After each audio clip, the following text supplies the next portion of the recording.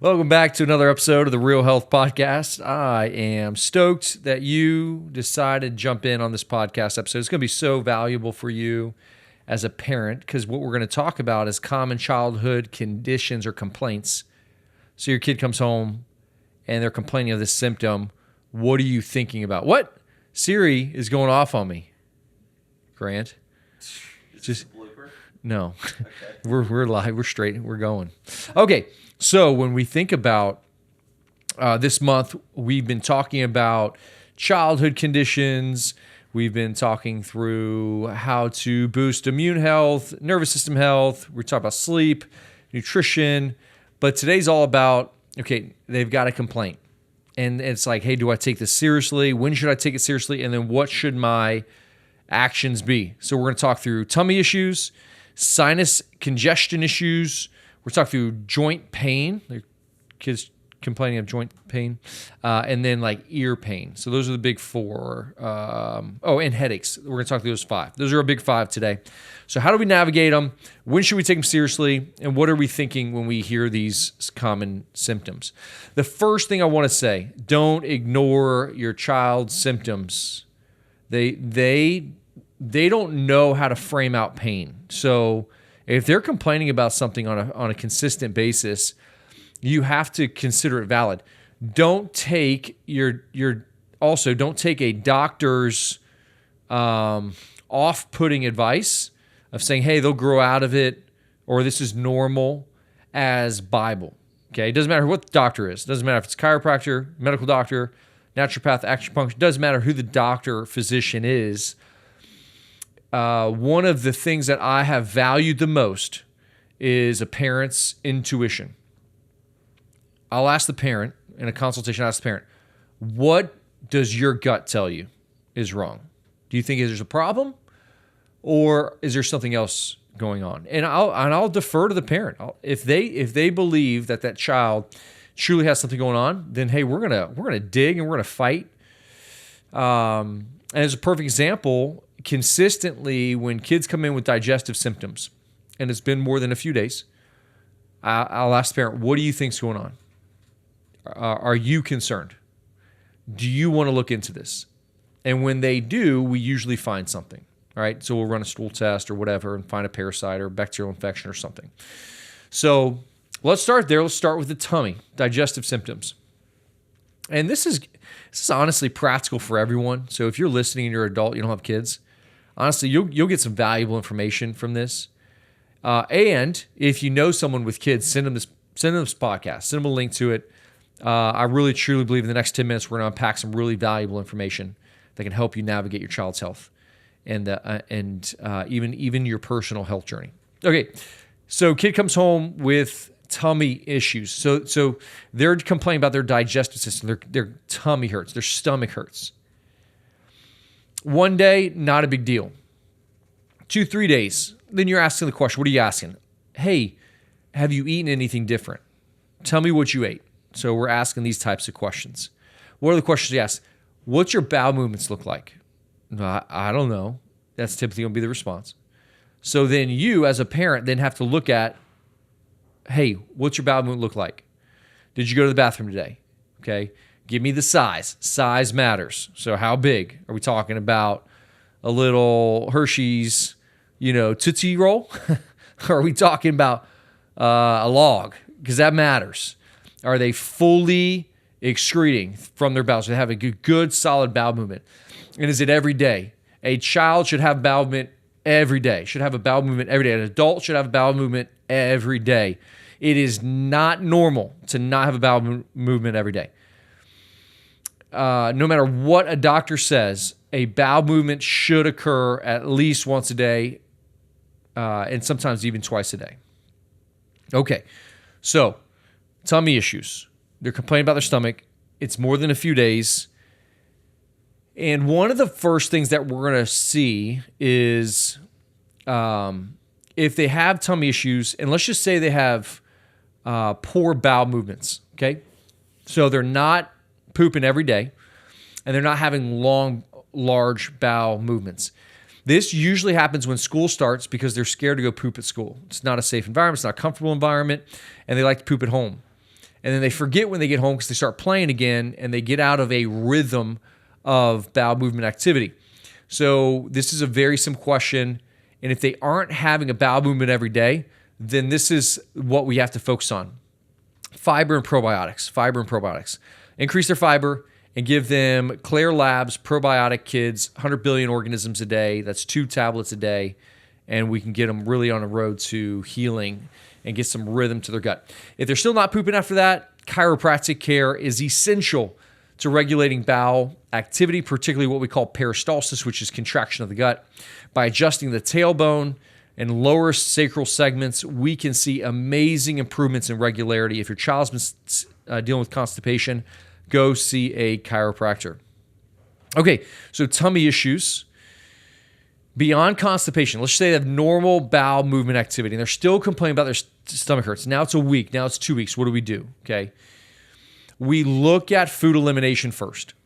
So let's look at 2 things, gluten and dairy. If you were to say, hey, just give me one, gluten is number 1. Remove gluten from their diet. It doesn't take a day for their gut to get better. You're not going to remove gluten from their diet for a week and expect a miracle. It could happen, but that gluten inflammatory response, protein will stay in the body for over a month. So you really have to be gluten-free for a month to see if there's any really tangible changes. And so rather than, and then besides gluten, dairy is also a common allergen that we see a lot. And the number 3 for kids is eggs. So this can even be a baby with eczema, gluten, dairy, eggs. Those are the big 3. We don't have time to go into why. We can have a whole discussion on why those are the big 3. But those are the big 3 that I see when I test kids in the office. What are they reacted to? Gluten, dairy, eggs. If you're looking at elimination, gluten first week, any change? No. Gluten and dairy, another week, no change. Gluten, dairy, and now eggs, and that should calm things down pretty considerably. If you have removed those foods, what do we add back in? We add in healthy bacteria, healthy flora, probiotics. So make sure they're getting probiotics. And then I love a colostrum powder. Colostrum powder is fantastic for the digestive system. It is potent in its ability to regulate immune system of the immune system of the digestive system, helps reduce inflammation and helps bind. It actually acts like a chelator, which is really cool, and binding endotoxins, which are like bacterial toxins. Okay, if your child, it's been a month and still complaining about their tummy, get a stool sample. Go to a local doc and go see a functional medicine doctor, whether it's an MD, DC, doesn't matter, DO. Go get a lab test and look at their stool and see if there's any parasites, bacterial loads. Keep in mind, parasites are really hard to ascertain from stool. 3 stool samples is required really to get you about 80% there. If you just do 1 stool sample, more than likely you'll miss a parasite. So it's hard to navigate parasites, but go get a stool analysis and see what's going on. Okay? So that's tummy issues as well. That's how we navigate it as a whole. That's how we should think about it, okay? Number 2, kid comes home and they are congested, sinus congestion, right? We don't just hope it gets better. We take action on it. Number 1, get your kid adjusted. Again, we're going to come back to this over and over again. Why? Because the adjustment helps improve immune system function and regulation. It also helps the body literally drain, and prevents secondary infections like ear infections, bronchial infections, and pneumonia. So chiropractic care can really help upregulate the immune system, and we see it all the time. And going back to even last week when I talked about Mila, my daughter being adjusted, feeling better the next day. 3 days later, she had apparently some congestion inside of her sinus system that she didn't communicate. She started having ear pain. Her ear was swollen on otoscopic exam. So I adjusted her, did a lymph drainage. By the next morning, I said, hey, how's your ear? She said, it's perfectly fine. We see that all the time when the tympanic membrane is swollen, the ear is swollen. immediate chiropractic adjustment is massive at helping prevent antibiotics for ear infections. Okay, so sinus congestion, again, what do we think? We think immediate elimination of dairy. Dairy is hyper congesting to the sinus mucosal membranes. So we remove dairy. What else do we do? Sinus congestion. What do? We do some type of nebulizing. So if they're old enough, we want to actually do an irrigation, like a sinus irrigation using a sinugator with saline solution. If they're young, if they're like 6 months old, a year old, 3 years old, then we want to nebulize saline solution and let them just breathe in through the nose, in through the mouth, breathe in nebulized salt solution. So that's fantastic for it. We also want to make sure that when we're looking at the sinus system, okay, and this even involves the back of the throat, ears, colloidal silver is a fantastic thing to have in your home. So spraying a few sprays of colloidal silver in the back of the throat is a great way to be antibacterial. So as soon as they're congested, you just open their mouth, spray them down. A couple sprays, a couple times a day, get that colloidal silver in, and it's a great antibacterial and an antiviral. Tons of good quality research on a company called Results RNA, which what we use, Results RNA, and their ACS 200 spray is fantastic. It kills strep, it kills staph, MRSA. It's antiviral, it's antifungal, and so we use that all the time in our kids. If your child is chronically congested, so we call this chronic sinusitis, we have to think that they either have really bad food allergies, but we're typically going to see gut issues and eczema with that. But we also have to consider mold. Mold is a common organism that creates chronic sinusitis, allergies, and asthma. So this is an easy one. Use a company called Real Time Labs and do an at-home mold test where you'll take a dust sample and you'll see if there's any mold biotoxins in that sample, okay? Joint pain. How do we know it's normal versus, is it growing pains? Truth be told, most kids should not have chronic growing pains. So is it common to have a little tension at a certain spot? Yes, but it should go away very quickly. If your child is complaining about any pain that's consistent over the course of days to weeks, go see a chiropractor. Okay, they'll do a proper evaluation of the spine, hips, pelvis, knees, extremities, and get to the root issue. When kids hit growth spurts, it is common for these tendons to become inflamed, especially if they're an athlete. So a common one in the knee is what we would call patellotendinitis. That could even result in Osgood-Schlatter's. In the back of the heel, like Achilles tendonitis, that can even be turned into a severs. And so these like growing pains / growing tendons combined with athletic volume, so running, jumping, is a perfect storm for chronic tendinopathies or tendonitis issues. So again, what do we have to do here? We have to make sure we remove inflammatory foods from their diet, dairy, gluten. We have to promote anti-inflammatory effects.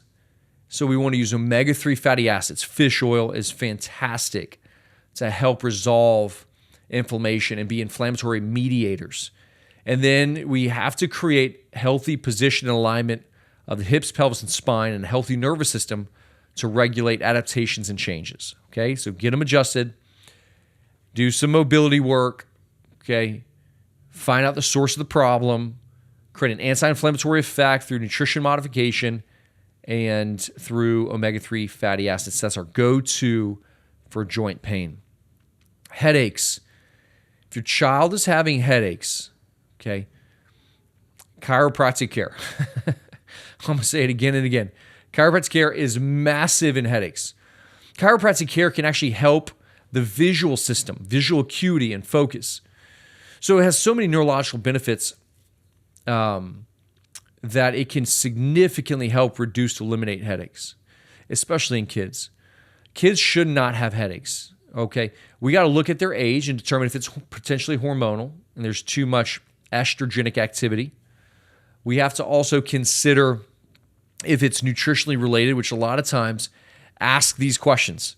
Do they have any artificial sweeteners in their diet? So artificial sweeteners like sucralose, aspartame. Are there any artificial dyes, red, blue, whatever?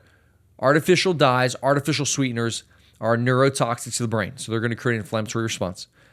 Consider eliminating gluten, okay, common thread here. And then one thing to add in, magnesium. Magnesium through either an Epsom salt bath, which is fantastic. You're going to get magnesium sulfate through that, or an actual supplement of magnesium is great. It's a couple hundred milligrams a day, 100 to 200 milligrams a day is probably all a child will need. And magnesium is fantastic to help relaxation of muscles. It helps promote energy systems of the brain and can be really, really helpful.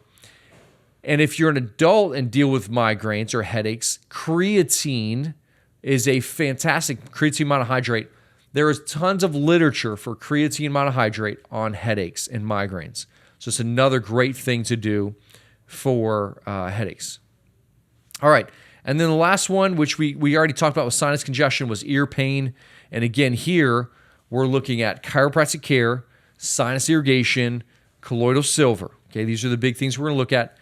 You can type in and look for like lymphatic massage and help open up the drainage systems of the head and neck. Rebounding is fantastic for the lymph system. So just jumping on a trampoline for 5-10 minutes is a great way to drain the lymph system. Okay, so these are great little strategies to help you overcome some of these symptoms. And it just goes back to, again, the idea here. If your child is complaining for symptoms more than a couple days, it's not normal.